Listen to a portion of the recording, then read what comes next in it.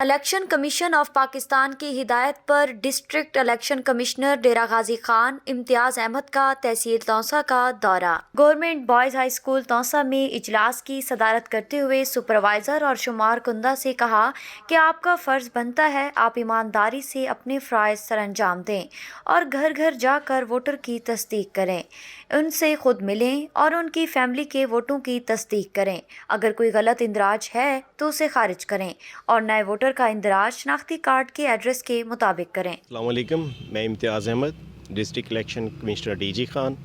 میں آج election commission کی ہدایات کے تحت میں تحصیل توسہ شریف میں حاضر ہوا تھا، صرف سپرویژن کے لیے کہ اپنے وی اوز اور سپروائزر کے یہ فیلڈ میں کام ڈور ٹو ڈور ویریفیکیشن کا کام کس رفتار سے چل رہا ہے۔